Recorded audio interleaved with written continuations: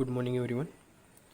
आपण electric substation practices या सब्जेक्टमधला जो 5th चॅप्टर आहे गॅस इन्सुलेटेड सबस्टेशन, हा चॅप्टर आपण स्टडी करतो आहे. या चॅप्टरचं जे फर्स्ट लेक्चर आहे ते आपलं झालेलं आहे. आजचं हे जे आपलं लेक्चर असणार आहे आपलं सेकंड लेक्चर असेल. सो फर्स्ट लेक्चरमध्ये आपण जे पॉईंट स्टडी केलेले आहेत त्याचा एक शॉर्ट ओव्हरव्ह्यू बघूया आणि राहिलेले जे पॉईंट्स आहेत त्या आजच्या लेक्चरला आपण कवर करूया. सो फर्स्ट आपण बघितलेलं की गॅस इन्सुलेटेड सबस्टेशन म्हणजे काय असणार आहे. नेक्स्ट त्या गॅस इन्सुलेटेड सबस्टेशनची नीड काय आहे, कशासाठी गॅस इन्सुलेटेड सबस्टेशन आपण इन्स्टॉल करू शकतो. आणि सेकंड पॉईंट आपण त्यामध्ये सुरू केलेला गॅस इन्सुलेटेड सबस्टेशन जे आहे त्यामध्ये इसेन्शियल पार्ट्स कोणते आहेत, त्या पार्ट्सचं फंक्शन काय आहे आणि ते कसे ऑपरेट होतात हे आपण फर्स्ट लेक्चरमध्ये बघायला सुरुवात केलेली आहे. ह्याच्यामध्ये पहिले 3 पार्ट्स जे आहेत, फर्स्ट पार्ट बस बार, सेकंड सर्किट ब्रेकर आणि थर्ड डिस्कनेक्टर, हे 3 पार्ट्स आपण स्टडी केलेले आहेत. राहिलेले जे पार्ट्स आहेत त्याच्या लेक्चरमध्ये आपण स्टडी करणार आहे. ओके. सो बस बार म्हणजे काय, त्याचं कॉन्फिगरेशन कसं असणार आहे, सर्किट ब्रेकरचं कॉन्फिगरेशन कसं असणार आहे अँड डिस्कनेक्टर आणि त्याचं कॉन्फिगरेशन कसं असणार आहे, हे 3 पॉईंट आपण लास्ट लेक्चरला बघितलेले आहेत. ओके. सो आजच्या लेक्चरला आपण पुढचा पॉईंट नंबर 4 जो असणार आहे तो आपण बघणार आहे. तो असेल अर्थिंग स्विच, ज्याला आपण अर्थ स्विच असंही म्हणतो. आता ज्याप्रमाणे डिस्कनेक्टर जो आहे तो लाईन साईड आणि बस साईड दोन्ही साईडला कनेक्ट करतात, त्याचप्रमाणे अर्थ स्विच जो असणार आहे तो पण लाईन साईड आणि बस साईडला कनेक्ट केला जाणार आहे. कारण मी तुम्हाला याच्या अगोदर पण सांगितलेलं आहे की गॅस इन्सुलेटेड सबस्टेशनमध्ये डिस्कनेक्टर आणि अर्थ स्विच ह्या दोघांचं कॉम्बिनेशन म्हणून ते यूज केलेलं असतं. म्हणजे एकच कंपार्टमेंट असणार आहे, त्याच्यामध्येच डिस्कनेक्टर आणि अर्थ स्विच कनेक्ट केलं असणार आहे. ओके. सो डिस्कनेक्टर आणि अर्थ स्विच ह्या दोघांचं मिळून एकच युनिट असणार आहे. ओके. सो त्यामध्ये आपल्याला अर्थ स्विच कशासाठी यूज करतात ते माहीत आहे. मेंटेनन्ससाठी ज्यावेळेला आपण आयसोलेटर ओपन करतो त्यावेळेला ज्या इक्विपमेंटवरती मेंटेनन्स करायचं आहे त्या इक्विपमेंटला आपण अर्थ स्विच कनेक्ट करतो, जेणेकरून जर त्या इन्स्ट्रुमेंटमध्ये थोडंफार पोटेन्शियल शिल्लक राहिलं असेल तर ते पोटेन्शियल अर्थकडे डिस्चार्ज व्हावं यासाठी आपण त्या इक्विपमेंटला अर्थ स्विच कनेक्ट करतो. सिमिलरली गॅस इन्सुलेटेड सबस्टेशनमध्ये पण ज्यावेळेला आपण डिस्कनेक्टर ओपन करणार आहे त्यावेळी डिस्कनेक्टर ओपन झाल्यानंतर जे इक्विपमेंट आपण आयसोलेट करतो आहे ते इक्विपमेंट ऑटोमॅटिकली अर्थला कनेक्ट केलं जातं आणि त्यासाठी हा अर्थ स्विच जो असतो तो अर्थ स्विच यूज होणार आहे. ओके.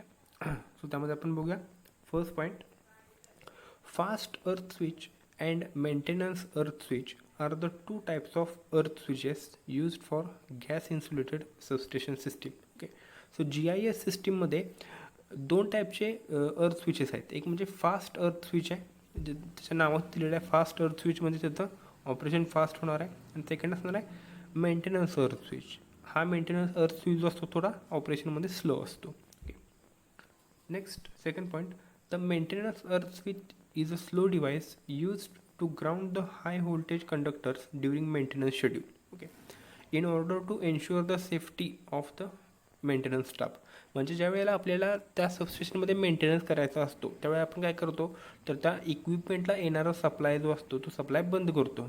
त्यासाठी आपण त्या इक्विपमेंटच्या दोन्ही साईडचे सर्किट ब्रेकर्स आणि डिस्कनेक्टर म्हणजे आयसोलेटर ओपन करतो आणि ओपन करून झाल्यानंतर त्या इक्विपमेंटला आपण अर्थ स्विच कनेक्ट करतो. अर्थ स्विच कनेक्ट केल्यामुळे काय होतं, जर त्या इक्विपमेंटमध्ये स्टोअर्ड पोटेन्शियल असेल, शिल्लक राहील थोडंफार पोटेन्शियल असेल तर ते अर्थ स्विच जो असतो तो अर्थकडे डायवर्ट करणार आहे आणि त्या इक्विपमेंटवरती आपण मेंटेनन्सचं काम इझिली करू शकणार आहे. ओके. सो त्याला आपण मेंटेनन्स अर्थ स्विच म्हणतो, जो आपण मेंटेनन्स करत असताना त्या इक्विपमेंटला कनेक्ट करणार आहे ते. आणि कशासाठी अर्थ स्विच कनेक्ट करायचा तर मेंटेनन्स करत असताना एक्स्ट्रा प्रोटेक्शन किंवा एक्स्ट्रा सेफ्टी प्रोव्हाइड करता यावी ह्यासाठी आपण तो अर्थ स्विच कनेक्ट करणार आहे. Next third point, the fast earth switch on the other hand is used to protect the circuit connected instrument voltage transformer from core saturation. Okay. So fast earth switch जो असतो तो कशासाठी use करतात तर voltage transformer जो असणार आहे ज्याला आपण पोटेन्शियल ट्रान्सफॉर्मर म्हणतो, त्या पोटेन्शियल ट्रान्सफॉर्मरचा कोअरचं सॅच्युरेशन होऊ नये म्हणून त्या ठिकाणी तो फास्ट अर्थ स्विच जो असणार आहे तो यूज केला जातो. Okay. So maintenance earth switch हा मेंटेनन्स करत असताना यूज केला जाणार आहे आणि फास्ट अर्थ स्विच कधी यूज होणार आहे ज्या वेळेला पोटेन्शियल ट्रान्सफॉर्मरचं कोअर सॅच्युरेशन आपल्याला अवॉइड करायचं असेल त्यावेळेला तो ऑपरेट होणार आहे. ओके. सो त्या इमेजमध्ये मी 2 डायग्रॅम दिलेले आहेत. त्यामध्ये फर्स्ट डायग्रॅम जे आहे त्याचा तो असणार आहे internal view of the earth switch, म्हणजे तो आतून कसा दिसेल. नेक्स्ट इथं पुढं ॲक्च्युअल सबस्टेशनमध्ये तो अर्थ स्विच कसा दिसणार आहे ते तुम्हाला इथं बघायला मिळेल. इथं वरती जे असणार आहे आणि इथं पुढं थर्ड इमेज जी दिलेली आहे, 2 इमेजेस, त्याच्यामध्ये त्याचं ॲक्च्युअल पोझिशन कशी असणार आहे ते दिलेलं आहे. ओके. सो ज्यावेळेला नॉर्मल कंडिशन असते त्यावेळेला काय होतं, हा जो मधला मुव्हिंग कॉन्टॅक्ट आहे ब्लॅक कलरचा आहे दाखवलेला आहे, हा जो ब्लॅक कलरचा कॉन्टॅक्ट आहे तो नॉर्मल कंडिशनला म्हणजे क्लोज पोझिशनला असा कनेक्टेड असतो. ओके. सो त्यावेळी काय होतं, फ्लो होणारा करंट जो आहे तो डायरेक्ट या डायरेक्शननी फ्लो होऊ शकतो. ओके. आणि ज्यावेळेला आपण ज्यावेळेला आपण डिस्कनेक्टर ओपन करणार आहे किंवा आयसोलेटर ओपन करणार आहे त्यावेळी काय होणार आहे, सर्किटमधून फ्लो होणारा करंट जो आहे तो बंद होणार आहे आणि ॲट द सेम टाईम त्याचं अर्थिंग पण केलं जाणार आहे. ओके. सो ज्यावेळेला आपल्याला सर्किट ओपन करायचं आहे त्यावेळेला हा जो स्विच असणार आहे, हा स्विच इथला या डायरेक्शननी असा इथं मूव्ह केला जाणार आहे. हा जो स्विच असेल रेड कलरने दाखवला आहे तो या डायरेक्शनला मूव्ह केला जाणार आहे. सो तो डायरेक्शननी मूव्ह केल्यावरती सेकंड इमेजमध्ये बघा त्याची ॲक्च्युअल पोझिशन कशी होते, तर तो आता असा इथं कनेक्ट झालेला आहे. ओके. त्यामुळं काय झालं, हे जे इक्विपमेंट इकडचा जो पार्ट होता इक्विपमेंटला कनेक्ट केलेला तो आता काय झाला, त्या कॉन्टॅक्टमधून असा इथं ग्राउंड झालेला आहे. ओके.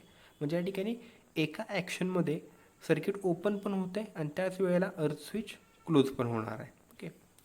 सो अशा दोघांचं कंबाईंड ऑपरेशन त्यामध्ये तुम्हाला बघायला मिळणार आहे. डिस्कनेक्टर ओपन केला की अर्थ स्विच क्लोज होणार आणि अर्थ स्विच ओपन केला की डिस्कनेक्टर क्लोज होणार आहे. असं दोघांचं एक ओपन झालं की दुसरं ऑटोमॅटिकली क्लोज होणार, अशा प्रकारे त्याची अरेंजमेंट केलेली असते. ओके. सो या टाईपचं जे डिव्हाइस आहे ते तुम्हाला GIS सिस्टीमच्या कॉन्फिगरेशनमध्ये बघायला मिळू शकतं. आणि त्या ठिकाणी मगाशी मी तुम्हाला अगोदर सांगितलेलं आहे की डिस्कनेक्टर आणि अर्थ स्विच हे दोन्ही एकाच युनिटमध्ये इन्स्टॉल केलेले असतात, त्यामुळे त्या दोघांचं ऑपरेशन एकमेकांच्या वरती डिपेंडंट असणार आहे. सो असणार आहे आपला फोर्थ कंपोनंट जो GISमध्ये यूज होतो तो असेल अर्थ switch. The next fifth number equipment असेल किंवा पार्ट असेल GISचा तो असेल current transformer. Okay. So current transformer जो असणार आहे तो पण 2 टाईपमध्ये असेल, एक फीडर साईडला असणार आहे, एक दुसरा बस बार साईडला कनेक्ट केला असणार आहे. ओके. सो करंट ट्रान्सफॉर्मर, त्यामध्ये करंट ट्रान्सफॉर्मरमध्ये first point, the current transformer in gas insulated system are essentially in line current transformers. Okay. म्हणजे ते इन लाईन करंट ट्रान्सफॉर्मर्स असणार आहेत. आपल्याला माहिती आहे करंट ट्रान्सफॉर्मरचं जे कनेक्शन असणार आहे ते कनेक्शन कसं असतं, तर लाईनच्या सिरीजमध्ये कनेक्ट केलेला असतो तो. The next second point, gas insulated current transformer with classical coaxial geometry consist of following parts. म्हणजे कोॲक्सियल म्हणजे मी तुम्हाला काय सांगितलं अगोदर सांगितलेलं आहे, ज्या कंटेनरमध्ये किंवा ज्या एन्क्लोजरमध्ये तो करंट ट्रान्सफॉर्मर कनेक्ट केलेला आहे त्या करंट ट्रान्सफॉर्मरचा ॲक्सिस आणि कंटेनरचा ॲक्सिस दोन्ही एकाच डायरेक्शनमध्ये असेल तर त्याला आपण कोॲक्सियल कॉन्फिगरेशन असं म्हणणार आहे. ओके. सो गॅस इन्सुलेटेड सबस्टेशनमध्ये कोॲक्सियल कॉन्फिगरेशनच यूज केलं जातं आणि त्यामध्ये जो करंट ट्रान्सफॉर्मर असणार आहे त्यामध्ये कोणकोणते पार्ट्स असणार आहेत तर तिथे मेन्शन केले आहेत. त्यामध्ये फर्स्ट पार्ट असेल tubular primary conductor. Okay. Second असेल इलेक्ट्रोस्टॅटिक शील्ड. थर्ड असणार आहे ribbon wound toroidal core and fourth असणार आहे गॅस टाईट एन्क्लोजर. असे 4 पार्ट्स त्या करंट ट्रान्सफॉर्मरचे त्या एन्क्लोजरमध्ये इन्स्टॉल केलेले असणार आहेत. Okay. The next point, the primary of current transformer is tubular metal conductor linking 2 gas insulated modules placed on the either side of current transformer. Okay. So current ट्रान्सफॉर्मरच्या दोन्ही साईडला जे गॅस इन्सुलेटेड मोड्यूल्स आहेत त्यांना connect करायचं जे काम असणार आहे ते काम ट्युब्युलर मेटल कंडक्टर जो असणार आहे तो करणार आहे. ओके. जो आपण पहिल्यांदा बघितलेला tubular primary conductor. Okay. The next, disc insulator at either end of current transformer enclosure support this high voltage conductor. Okay. So current ट्रान्सफॉर्मरच्या दोन्ही एंडना जे डिस्क इन्सुलेटर कनेक्ट केले असणार आहे ते डिस्क इन्सुलेटर त्या करंट ट्रान्सफॉर्मरचा जो ट्युब्युलर कंडक्टर आहे त्याला सपोर्ट करायचं काम करणार आहेत. ओके. म्हणजेच काय थोडक्यात, फॉर एक्झाम्पल इथे मी तुम्हाला दाखवतो. असं कंपार्टमेंट आहे किंवा असं ते एनक्लोजर आहे. करंट ट्रान्सफॉर्मर्स असं अज्यूम करा, त्याच्यामध्ये करंट ट्रान्सफॉर्मर आहे. या करंट ट्रान्सफॉर्मरचा जो कंडक्टर असणार आहे, करंट ट्रान्सफॉर्मरचा जो कंडक्टर असणार आहे, प्रायमरी कंडक्टर, या कंडक्टरला सपोर्ट करण्यासाठी या ठिकाणी एक डिस्क टाईप इन्सुलेटर इन्स्टॉल केला जाणार आहे आणि या ठिकाणी डिस्क टाईप इन्सुलेटर इन्स्टॉल केला जाणार आहे. अशा प्रकारे दोन डिस्क टाईपचे इन्सुलेटर जे असणार आहेत, ते दोन इन्सुलेटर त्या करंट ट्रान्सफॉर्मरच्या ट्युब्युलर मधला जो कंडक्टर असणार आहे, त्या कंडक्टरला सपोर्ट करायचं काम करणार आहे. Last one end of the conductor end is solidly fasten while the other end is provided with sliding point. म्हणजे त्या कंडक्टरचा एक एंड जो असणार आहे तो एकदम टाईट केला जाणार आहे, फिक्स केला जाणार आहे, आणि दुसरा जो असणार आहे त्याच्यावरती स्लायडिंग जॉईंट जो असणार आहे तो प्रोव्हाइड केलेला असणार आहे. ओके, सो अशा प्रकारे तो करंट ट्रान्सफॉर्मर त्या गॅस इन्सुलेटेड सबस्टेशनमध्ये इन्स्टॉल केलेला असणार आहे. ओके, तर त्याची एक इमेज आहे, इमेज तुम्हाला मी दाखवतो आहे. या ठिकाणी तुम्ही बघू शकताय, या ठिकाणी इथं हा जो कंपार्टमेंट असणार आहे तो करंट ट्रान्सफॉर्मरचं, ते इथं त्यांनी इमेज झूम करून दाखवलेलीच आहे. ओके, ती जर तुम्ही जास्त म्हणजे डायरेक्टली तुम्हाला बघायची म्हटलं तर तुम्ही खाली एक इमेज ॲड केलेला आहे, तो पण करंट ट्रान्सफॉर्मरच असणार आहे. तो करंट ट्रान्सफॉर्मर असेल तो त्या सर्किट ब्रेकरचा जो चेंबर आहे त्याच्यावरती तो कनेक्ट केला असणार आहे. आणि मग अशी मी तुम्हाला सांगितलं की दोन टाईपचे करंट ट्रान्सफॉर्मर असणार आहेत, एक फीडर साईडला असेल, एक बसबार साईडला असणार आहे. सो या ठिकाणी तुम्हाला बघायला मिळेल, आणि सिमिलरली या ठिकाणी तुम्हाला एक करंट ट्रान्सफॉर्मर जो आहे तो बघायला मिळणार आहे. असे दोन करंट ट्रान्सफॉर्मर कनेक्ट केलेले असणार आहेत. द नेक्स्ट पॉईंट नंबर 6 असेल, पुढचा पार्ट असणार आहे जो GIS मध्ये यूज केला जाणार आहे, तो असेल व्होल्टेज ट्रान्सफॉर्मर. त्याला पण पोटेन्शियल ट्रान्सफॉर्मर असंही म्हणतो. हा पोटेन्शियल ट्रान्सफॉर्मर असणार आहे तो पण दोन टाईपमध्ये असेल, एक फीडर साईडचं व्होल्टेज मेजर करण्यासाठी, दुसरा बस बार साईडचं व्होल्टेज मेजर करण्यासाठी. ओके, तर त्यामध्ये व्होल्टेज ट्रान्सफॉर्मरमध्ये the gas insulated voltage transformers are divided into two types. One is single phase type and other is three phase type. So त्यामध्ये दोन टाईपचे व्होल्टेज ट्रान्सफॉर्मर्स अवेलेबल आहेत, single फेजचे पण असणार आहेत आणि थ्री फेजचे पण असणार आहेत. Next second point, three phase gas voltage transformer consist of 3 units of single phase voltage transformer which are enclosed in a tank. Okay, म्हणजे सिंगल फेजचा पण व्होल्टेज ट्रान्सफॉर्मर असणार आहे आणि थ्री फेजचा पण व्होल्टेज ट्रान्सफॉर्मर असणार आहे. आता थ्री फेजचा व्होल्टेज ट्रान्सफॉर्मर कसा तयार केला जाणार आहे, तर त्यासाठी सिंगल फेजचे 3 व्होल्टेज ट्रान्सफॉर्मर एकमेकांना कनेक्ट करून थ्री फेजचा एक व्होल्टेज ट्रान्सफॉर्मर कनेक्ट केला जाणार आहे. ओके, म्हणजे कॉन्फिगरेशन दोघांचं सेमच असणार आहे. सिंगल फेजमध्ये फक्त एकच व्होल्टेज ट्रान्सफॉर्मर यूज करतायत, थ्री फेजमध्ये सिंगल फेजचे 3 यूज केले जाणार आहेत. The next third point, both types of voltage transformers are connected to gas insulated substation through and insulator. म्हणजे कनेक्ट करत असताना त्यामध्ये इन्सुलेटर डिस्क टाईप इन्सुलेटर असतो तो यूज केला जाणार आहे. Next, heat resisting electric wires with synthetic resin coating and plastic film with high dielectric strength, superior heat resisting, strong mechanical strength and no need to be troubled by moisture are used. Okay, त्याच्यामध्ये त्याच्या wires use केल्या जाणार आहेत voltage ट्रान्सफॉर्मरमध्ये.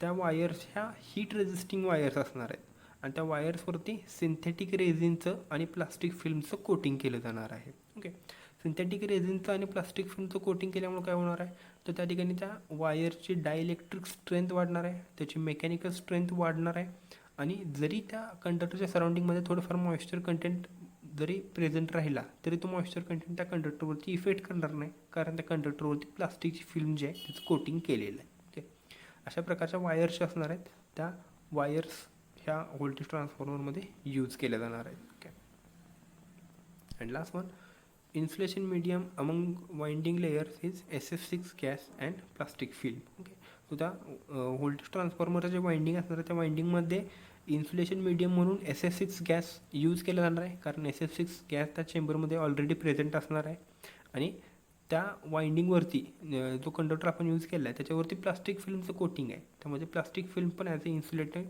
Medium म्हणून act होणार आहे. Okay, so अशा प्रकारचा व्होल्टेज ट्रान्सफॉर्मरचं कन्स्ट्रक्शन GIS मध्ये यूज केलं जाणार आहे. आता हा व्होल्टेज ट्रान्सफॉर्मर जो असणार आहे तो तुम्हाला इथं बघायला मिळेल. इथं वरती हा जो असणार आहे व्होल्टेज ट्रान्सफॉर्मर. सो एक बस साईडला यूज केला जाणार, दुसरा फीडर साईडला यूज केला जाणार आहे. ओके, सो असेल आपला 6 point voltage transformer. Next point number 7 असेल लाइटनिंग और सर्ज अरेस्टर. ओके, आता लाइटनिंग अँड सर्ज अरेस्टरचं फंक्शन आपल्याला माहीत आहेच. सो त्यामध्ये first point, gas insulated surge arrester is constructed from the stack of serially connected extremely non linear metal oxide resistors in a metallic enclosure under pressurized SF6 gas. Okay, so gas insulated सबस्टेशनमध्ये जे surge arrester use केले जाणार आहेत ते surge arrester तयार करत असताना त्यामध्ये non linear metal oxide resistor जे असणार आहेत ते मेटल ऑक्साईड रेजिस्टर्स हे सिरीजमध्ये कनेक्ट केले जाणार आहेत. एकानंतर एक असे 3च्या स्टॅकमध्ये ते कनेक्ट केले जाणार आहेत. आणि हे पूर्ण जे स्टॅक असणार आहेत ते एका मेटॅलिक चेंबरमध्ये इन्स्टॉल केला जाणार आहे. आणि त्या मेटॅलिक चेंबरमध्ये SF6 गॅस जो असणार आहे तो ॲट मॉडरेट प्रेशर फिल केला जाणार आहे. ओके, म्हणजेच काय तर एक मेटॅलिक चेंबर आहे, त्या चेंबरमध्ये नॉन लिनियर मेटल ऑक्साईड रेजिस्टरचे असे 3 ब्लॉक्स एकमेकांना कनेक्ट केलेले किंवा एकमेकांना सिरीजमध्ये कनेक्ट केलेले 3 ब्लॉक्स त्या चेंबरमध्ये इन्स्टॉल केलेले आहेत आणि त्या चेंबरमध्ये SF6 गॅस फिल केलेला आहे. सो अशा प्रकारे तो सर्ज अरेस्टर जो असणार आहे तो तयार होणार आहे. The next, the special design with high field block allows reduction of size of surge arrestor, which is an important factor for GIS. Okay, so आता काय झालेलं तर त्या सर्ज अरेस्टरमध्ये इन्व्हेन्शन अजून सुरू आहेत, त्यामुळे ह्या सर्ज अरेस्टरची जी साईज असणार आहे ती दिवसेंदिवस कमी होत चाललेली आहे. साईज कमी होणं हे त्या गॅस इन्सुलेटेड सबस्टेशनसाठी एक फायद्याची गोष्ट असणार आहे.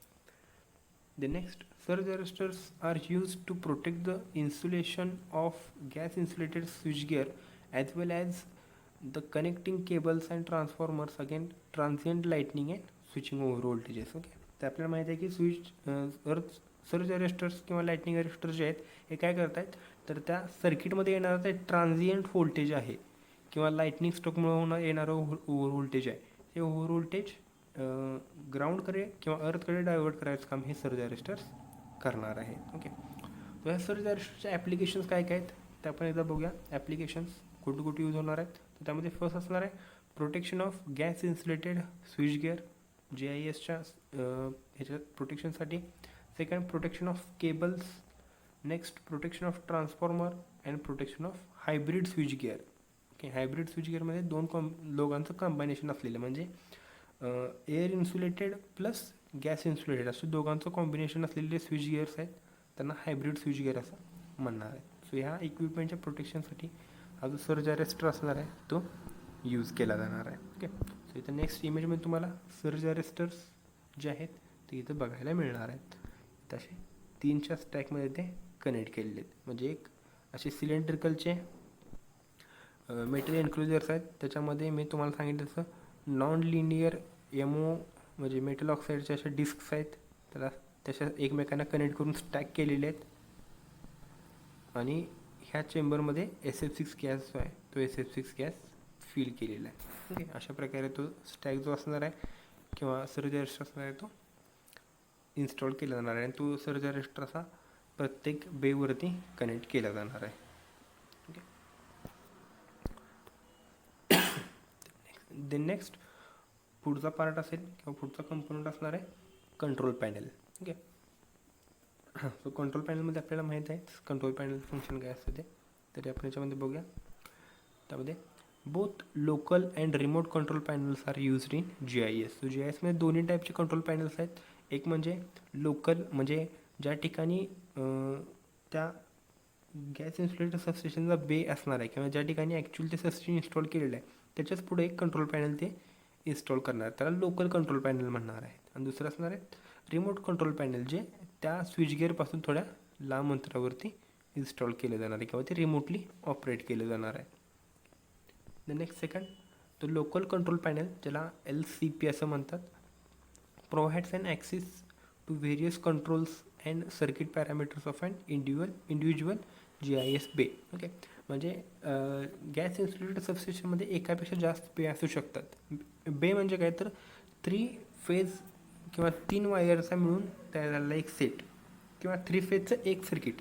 3 फेजचं एक सर्किट म्हणजे एक बे असणार आहे. 3 फेजचे जर 3 सर्किट असतील तर त्याला आपण 3 बे सिस्टीम असं म्हणणार आहे. ओके, सो 3 फेजचं एक सर्किट म्हणजे त्याला आपण बे असं म्हणणार आहे. सो जो बे असणार आहे त्या बेच्या जवळच जे कंट्रोल पॅनल असणार आहे त्याला लोकल कंट्रोल पॅनल म्हणणार आहेत. आणि हे लोकल कंट्रोल पॅनल जे असणार आहे ते त्या बेचे जे पॅरामीटर्स आहेत ते पॅरामीटर्स कंट्रोल करायला यूज केलं जाणार आहे. The next third one, the local control panel facilitates the monitoring of gas pressure, status of switchgear elements, and operating fluid pressure of oil, SF6 and air. Okay, म्हणजे हे local control panel जे आहेत, म्हणजे ज्या ठिकाणी स्विचगिअर आहे त्या स्विचगिअरच्या पुढंच ते कंट्रोल पॅनल असणार आहेत. मी तुम्हाला मागाशी व्हिडिओ दाखवलेला मागच्या लेक्चरमध्ये, त्यामध्ये ब्लॅक कलरचा जो होता तो आपला कंट्रोल पॅनल होता. सो ते कंट्रोल पॅनलवरून तुम्ही काय काय करू शकता, तर त्या चेंबरमध्ये किती गॅस प्रेशर आहे हे तुम्ही मेजर करू शकता, किंवा त्या स्विच गिअरचा आताचा स्टेटस काय आहे, ओपन म्हणजे ऑन कंडिशनमध्ये आहे की ऑफ कंडिशनमध्ये आहे, किंवा त्या ठिकाणी जे फ्लुइड्स आहेत, ऑइल असेल, SF6 गॅस असेल किंवा एअर असेल, त्या सगळ्यांचं प्रेशर किती आहे हे तुम्ही त्या कंट्रोल पॅनलवरून फाइंड आउट करू शकताय. The next, a dedicated local control panel for each बे इज कॉमन स्पेसिफिकेशन. म्हणजे एका बेसाठी एक कंट्रोल पॅनल प्रोव्हाइड करणं हे कॉमन स्पेसिफिकेशन आहे. प्रत्येक ठिकाणी तुम्हाला ते बघायला मिळणारच आहे. प्रत्येक बेसाठी एक सेपरेट कंट्रोल पॅनल प्रोव्हाइड केलेलं असणार आहे. Next one, the control panel essentially features interlocks, operating buttons and single line diagram. So जसे कंट्रोल पॅनल जे असतात त्या कंट्रोल पॅनलवरती इंटरलॉक्स किंवा लॉकिंग मेकॅनिझम प्रोव्हाइड केलेला असतो. त्या कंट्रोल पॅनलवरती बटन पण असतात, operating button red and green कलरचे, म्हणजे ऑन किंवा डिव्हाइस ऑफ करण्यासाठी त्या कंट्रोल पॅनलवरती बटन्स प्रोव्हाइड केलेले असतात. प्लस त्या कंट्रोल पॅनलवरती त्या बेची सिंगल लाईन डायग्राम जी असते ती पण त्या ठिकाणी ड्रॉ केलेली असते. ओके, त्याची इमेज कशी असणार आहे तिथं पुढं दाखवलेलं आहे. सो या ठिकाणी तुम्ही इथं बघू शकताय, हा जो असणार आहे हा असेल आपला कंट्रोल पॅनल, एक कंट्रोल पॅनल एका बेसाठी. दुसऱ्या बेसाठी हा दुसरा कंट्रोल पॅनल. आणि बे म्हणजे काय तर 3 फेजचं एक सर्किट, म्हणजे इथं RYB असं एक सर्किट असेल, इथं RYB असं एक सर्किट असेल. सिमिलरली पुढच्या बेसाठी RYB असं सर्किट असणार आहे. सो ह्या प्रत्येक सर्किट्सवरती काय असणार आहेत, मीटर्स दिलेले आहेत ज्याच्या मदतीने तुम्ही गॅस प्रेशर किंवा fluid pressure status find out करू शकताय. त्याच्यावरती इथं स्विचेस दिलेले आहेत, इथं स्विच दिलेला आहे ऑपरेशन ऑन ऑफ करण्यासाठी. आणि इथंही सिंगल लाईन डायग्राम जी आहे ती ड्रॉ केलेली आहे. सिंगल लाईन डायग्रामवरून तुम्ही त्याचा स्टेटस काय आहे तो फाइंड आउट करू शकताय. अशा प्रकारे प्रत्येक बेसाठी एक सेपरेट कंट्रोल पॅनल त्या ठिकाणी प्रोव्हाइड केलेलं असणार आहे. ओके, सो असणार आहे टोटल 8 कंपोनंट्स जे गॅस इन्सुलेटेड सबस्टेशनमध्ये इन्स्टॉल केलेले आहेत. ओके, सो आपण ज्यावेळेला पॉईंट स्टडी करत होतो त्यावेळेला आपण बघितलेलं की टोटल याच्यामध्ये आपण 11 कंपोनंट्स दाखवलेले आहेत, पण आपण कवर करताना 8च केलेले आहेत, कारण याच्यामध्ये हे जे पॉईंट्स आहेत हे रिपीट होत आहेत. फॉर एक्झाम्पल पॉईंट नंबर 7 असेल फीडर डिस्कनेक्टर. सो आपण इथं डिस्कनेक्टर अगोदर बघितलेलंच आहे, लाईन आणि बससाठी तो सेमच असणार आहे. नंतर फीडर अर्थ स्विच, आता इथं अर्थ स्विच आपण बघितलेला आहे, लाईन आणि बससाठी तो सेमच असणार आहे. ओके, आणि केबल टर्मिनेशन म्हणजे काय, त्या ठिकाणी केबल कनेक्ट केलेल्या असणार आहेत. मी तुम्हाला जो व्हिडिओ दाखवलेला त्याच्यामध्ये तुम्ही तो केबल टर्मिनेशन जो आहे तो बघू शकताय. ओके, सो आता हे पॉईंट रिपीट होत आहेत त्यामुळे आपण ते कवर केलेले नाही आहेत. हे टोटल 8 पॉईंट्स जे असणार आहेत जे गॅस इन्सुलेटर सबस्टेशनमध्ये इम्पॉर्टंट असणार आहेत. आपला जो सेकंड पॉईंट आहे गॅस इन्सुलेटेड सबस्टेशन, त्यातला आपला आत्ता पहिला सब पॉईंट आहे तो संपतो आहे. त्यामध्ये आपण GIS मधले जे इसेन्शियल पार्ट्स आहेत ते आपण बघितलेले आहेत. ओके, सो त्या सेकंड पॉईंटमधला सेकंड सब पॉईंट असेल ॲडव्हान्टेजेस ऑफ GIS. आता गॅस इन्सुलेटेड सबस्टेशनचे ॲडव्हान्टेजेस आपल्याला काय काय मिळतील. ओके, सो त्या ॲडव्हान्टेजेस आपण बघूया. सो फर्स्ट ॲडव्हान्टेज असेल गॅस इन्सुलेटेड सबस्टेशनचा, तो असणार आहे लो एरिया रिक्वायरमेंट. आपल्याला माहीत आहेच जेवढी जागा एक कन्व्हेन्शनल सबस्टेशन इन्स्टॉल करण्यासाठी लागते त्याच्या फक्त 10% जागेत गॅस इन्सुलेटेड सबस्टेशन आपण इन्स्टॉल करू शकतो, म्हणजे एरिया कमी लागतो आहे. Then second, environmental impact. So second point असणार आहे एन्व्हायरमेंटल ॲडॅप्टेबिलिटी, ज्याच्यामध्ये GIS is suitable for installation almost anywhere in or out of doors, even underground, near the sea, in mountain areas, in regions with heavy snowfall et cetera. म्हणजे GIS substation जे असणार आहे त्याच्यामध्ये सगळे components हे metal इन्क्लुजरच्या आतमध्ये आहेत आणि ते स्ट्रक्चर जे असणार ते आपण इनडोअर इन्स्टॉल करू शकतो. ओके, त्यामुळं GIS हे कोणत्याही एक्स्ट्रीम ॲटमॉस्फिअरिक कंडिशनला त्या ठिकाणी इन्स्टॉल केलं जाऊ शकतं. ओके, इनडोअर करू शकता, आउटडोअर करू शकता, माउंटेन एरियामध्ये करू शकता किंवा ज्या ठिकाणी बर्फ जास्त पडतो त्या ठिकाणी या टाईपचं सबस्टेशन जे असणार आहे ते इन्स्टॉल केलं जाऊ शकतं. नेक्स्ट थर्ड असणार आहे हाय मार्जिन सेफ्टी. याच्यामध्ये सगळे कंपोनंट जे आहेत ते मेटल इन्क्लुडच्या आतमध्ये आहेत, त्यामुळे त्या ठिकाणी सेफ्टी जी असणार आहे वर्किंग पर्सनल ती जास्त असणार आहे. नेक्स्ट असेल हाय रिलायबिलिटी. त्याच्यामध्ये the chemically inert SF6 gas enveloping the conductors and insulators preserve them for years of trouble free operation. म्हणजे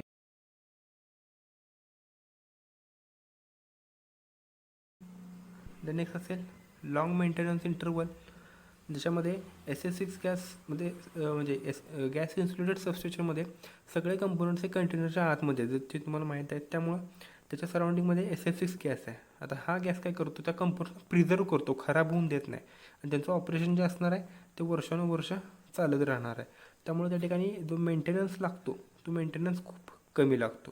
सो कमी मेंटेनन्समध्ये जास्तीत जास्त वर्ष हे GIS जे असणार आहे ते ऑपरेशनमध्ये राहू शकतं. The next 6 low maintenance cost. Maintenance cost जे असतात सिम्पल आहे, जर मेंटेनन्स जर कमी लागत असेल तर ऑटोमॅटिकली मेंटेनन्सची कॉस्ट जी असणार आहे ती रिड्यूस होणार आहे. द नेक्स्ट पुढचं असेल लॉंग लाईफ. त्यामध्ये the operating life of GIS is 40 to 50 years compared to 25 to 30 years of conventional outdoor grid substation. म्हणजे आत्ता जे आउटडोअरमध्ये सबस्टेशन इन्स्टॉल केले आहेत त्याची ऑपरेटिंग लाईफ ही 25 ते 30 वर्ष असते, पण GISमध्ये कंपोनंट जे असतात ते जास्त वर्षांसाठी व्यवस्थित ऑपरेट करतात, त्यामुळे त्याची ऑपरेटिंग लाईफ जी असणार आहे ती 40 ते 50 वर्ष असू शकते. नेक्स्ट पॉईंट नंबर 8 असेल पर्सनल सेफ्टी. GISमध्ये कोणत्याही टाईपची इंजुरी होण्याची रिस्क जी असणार आहे ती खूप कमी असणार आहे, त्यामुळे पर्सनल सेफ्टी जास्त असेल. नंबर 10 असेल short circuit by wildlife. Okay, त्यामध्ये fully encapsulated enclosures reduces risk of outages caused by lizards and vandalisms. Okay, म्हणजेच काय सगळे कंपोनंट्स हे चेंबरच्या आतमध्ये आहेत, त्यामुळं एखाद्या लहान प्राण्यांमुळं त्या ठिकाणी शॉर्ट सर्किट होण्याचे चान्सेस जे आहेत ते खूप कमी असणार आहेत. ओके, लहान प्राणी किंवा वाईल्ड लाईफ म्हणजे काय तर लिझर्ड्स किंवा वॅन्डलिझम्स असतील, त्याच्यामुळं शॉर्ट सर्किट होण्याचे चान्सेस खूप कमी राहणार आहेत. नेक्स्ट पॉईंट नंबर 10 असेल अनबिटेबल परफॉर्मन्स. त्याच्यामध्ये factory assembled and tested units offers unbeatable performance in terms of reliability and continuity of power supply. म्हणजे परफॉर्मन्स त्या सबस्टेशनचा हा कन्व्हेन्शनलपेक्षा जास्त चांगला असणार आहे. पॉईंट नंबर असेल 11 अनअफेक्टेड बाय एन्व्हायरमेंटल कंडिशन्स. मगाशी मी तुम्हाला सांगितलं की हे सबस्टेशन हे कोणत्याही एन्व्हायरमेंटल कंडिशनमध्ये इन्स्टॉल करू शकता, कारण सगळे कंपोनंट्स हे एनक्लोज केलेले आहेत, त्यामुळे त्याच्यावरती कुठलाही इफेक्ट होत नाही. And last one economical.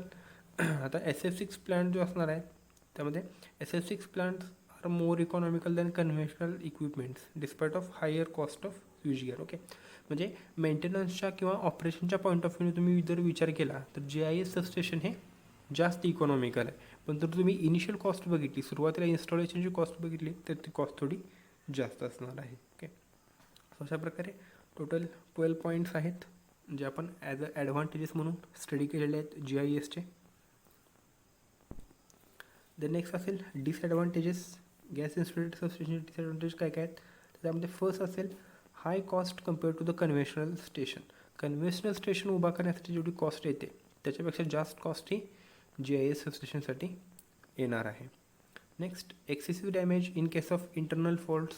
आता जर त्या चेंबरमध्ये जर एखादा इंटरनल फॉल्ट आला, GISमध्ये एखाद्या चेंबरमध्ये जर इंटरनल फॉल्ट आला तर तो आपण लवकर फाइंड आउट करू शकणार नाही आणि त्यामुळं काय होणार आहे, तो फॉल्ट जो असणार आहे तो एक्सपांड होणार आहे, त्यामुळे जास्तीत जास्त डॅमेज त्या ठिकाणी होणार आहे.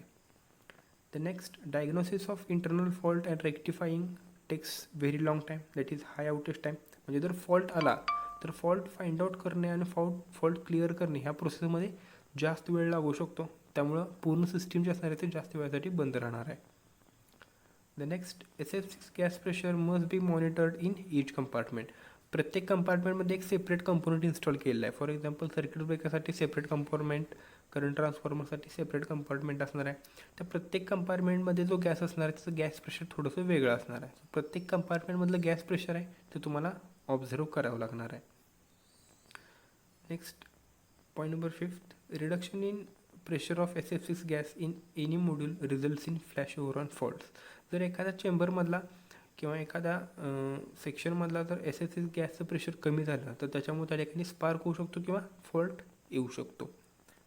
And last one, SF6 causes ozone depletion and global warming. Okay, so SF6 gas जो असणार आहे तो एन्व्हायरमेंटसाठी थोडा एन्व्हायरमेंटवरती जास्त अफेक्ट करणार आहे. त्याच्यामुळं ओझोन डिप्लिशन होऊ शकतं, ओझोन लेअरचं डिप्लिशन होऊ शकतं किंवा ग्लोबल वॉर्मिंगला तो कारणीभूत असणार आहे. ओके, सो टोटल असे त्याचे 6 डिसॲडव्हान्टेजेस आहेत. ओके, सो आजच्या लेक्चरमध्ये आपण GISचे जे रिमेनिंग पार्ट्स आहेत ते आपण स्टडी केलेले आहेत, त्याचबरोबर त्याचे ॲडव्हान्टेजेस आणि डिसॲडव्हान्टेज काय आहेत हे आपण बघितलेले आहेत. त्यामध्ये तुम्हाला डाऊट असेल तर तो कमेंट बॉक्समध्ये ॲड करा आणि अटेंडन्ससाठी रोल नंबर पण कमेंट बॉक्समध्ये ॲड करायचा आहे. थँक्यू.